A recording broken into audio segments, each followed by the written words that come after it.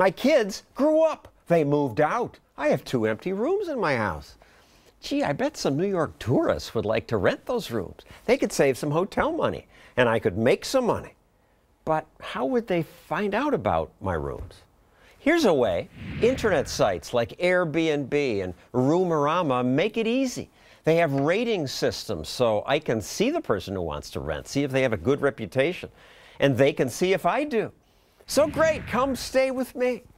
But no, wait a second. Apparently, I may not rent those rooms legally. 2 years ago, my state passed a law that makes most of what apartment rental sites do illegal. What's that about? Gia Entio, the founder of Roomorama, says she knows. What's it about?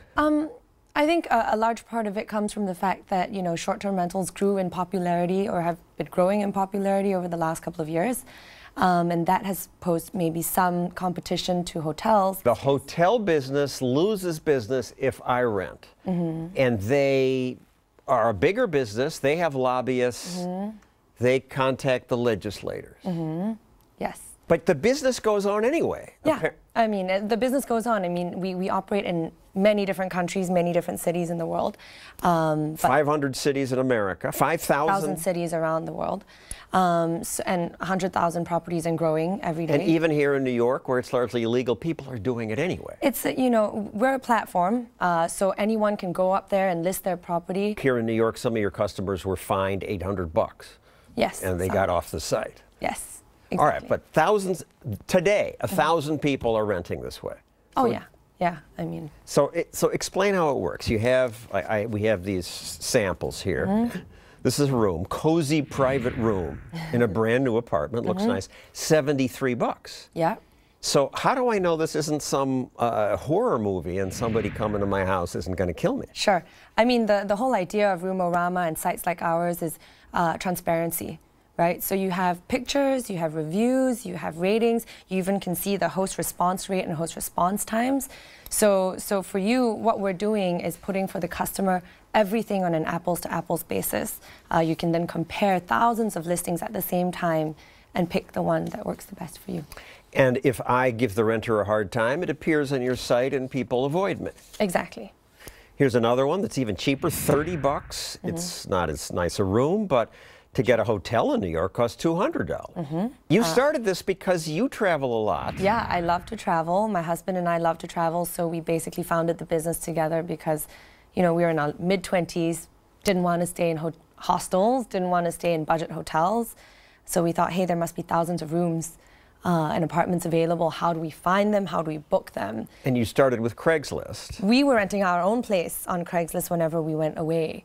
But at the same time, using Craigslist was very unreliable, a hassle. So we wanted to... Because people would change their mind? Yeah, I mean, people would say, okay, book the place for me for 10 nights. And then, when they arrived, they would be like, oh, sorry, I found something else. We couldn't make them pay us beforehand because what kind of credibility did we have on an online classified? So we wanted to give, people like us a platform to rent out space easily, and also people like us who are traveling and wanted to find these spaces easily, give them a platform to book, find and book places to stay anywhere they went. And it's taken off, continues to grow? Yeah. Despite these laws? Well, in New York, yes. I mean, it's, again, market demand and supply. One day someone gets taken off the site, someone new comes on. One legislator said, this isn't fair to the neighbors because you got people going in and out. We have to protect them. The Hotel Association of New York says people who use your site are at risk due to safety, fire, and security concerns. I mean, those are legitimate for sure. I mean, you want to protect consumers against scammers and slumlords for sure. But I think this has been a proven model with Airbnb and with us that we put systems in place where we have ratings, reviews, feedback. So if, again... Anybody been hurt? Any fires? Any murders? No, thus far, no. Everyone has been pretty respectful because they know it's not a hotel. And to be honest, any of those cases could happen even if it was in a hotel. Today, new technology makes it easier than ever to be an entrepreneur. Just as the internet lets Roomorama connect tourists to people who want to rent rooms and apartments, a new smartphone app called Lyft connects people who want a taxi ride with people who have a car and some free time. The driver makes some money, the passenger saves some. Great, everyone wins. Well, not the established taxi companies, so they turn to government regulators. Last year, California fined Lyft for operating as passenger carriers without evidence of public liability coverage on file with the CPUC, failing to enroll drivers in the employer pull notice program, and so on and on. This is a matter of public safety, said the regulator. So is Lyft a public safety problem?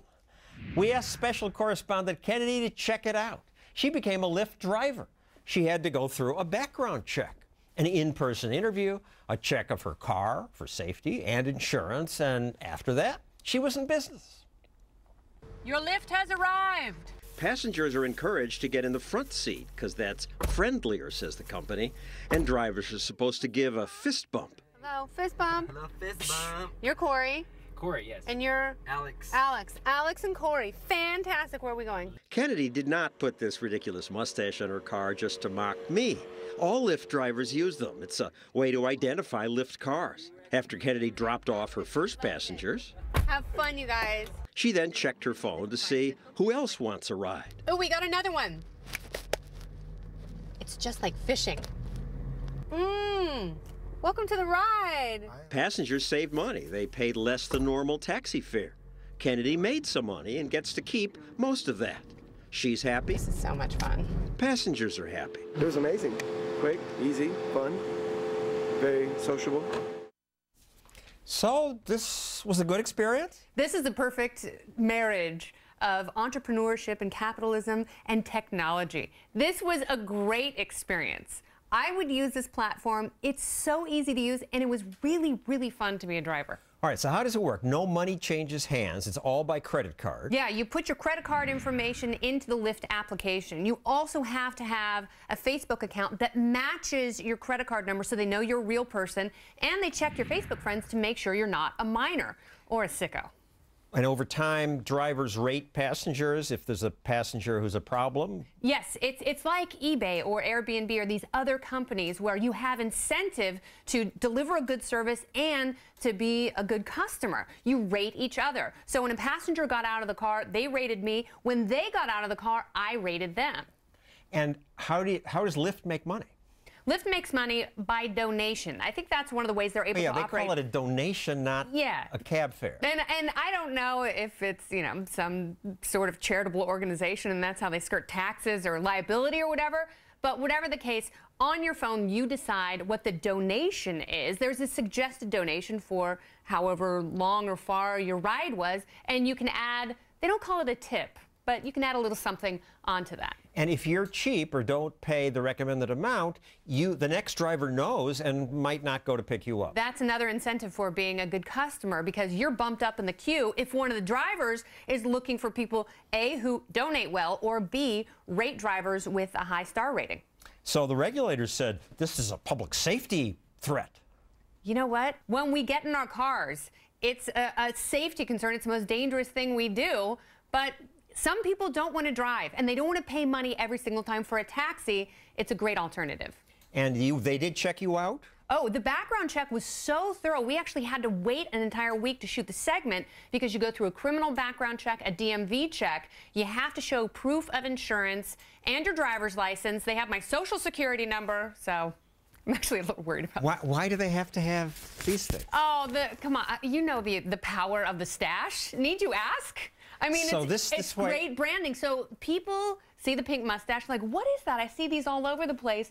And that's how you know your Lyft has arrived. So not only can you see on your phone your car is approaching, you look up, you see the pink stash, and like when I see you, heaven on earth, angels are singing. So far, Lyft's only in San Francisco, Los Angeles, Seattle, Chicago, but they're expanding rapidly. This sounds great. I love this idea. It's a great idea. It really is. It's so easy to use. You don't have to pull out any cash, and drivers and customers are thrilled with the service. America's filled with little businesses, good ones that were crushed by government, like the Chinatown buses. These Chinatown-based bus companies like Fenghua and Lucky Star are packed every hour with bargain hunting riders. It's the easiest, it's the most convenient way in New York, and it's only cost $10. You can't beat that. These new independent bus companies figured out that if they pick people up right off the street, going without a bus terminal, they could save money and offer very cheap fares. Passengers are pleased, but the American Bus Association is worried. It fears the future of the motor coach industry could be threatened by low-priced Chinatown buses, which it claims are dangerous and operating illegally. Companies that operate at a substantially reduced cost, 1/4 of what it might cost most operators to operate in today's environment, have to be almost cutting corners somewhere. Government quickly sided with the unionized bus companies. Those Chinatown buses must have cut corners. Quickly, the U.S. Transportation Department announced they had a study that showed Chinatown buses were a safety risk. 7-time greater chance of fatalities. That is unacceptable, and it will stop.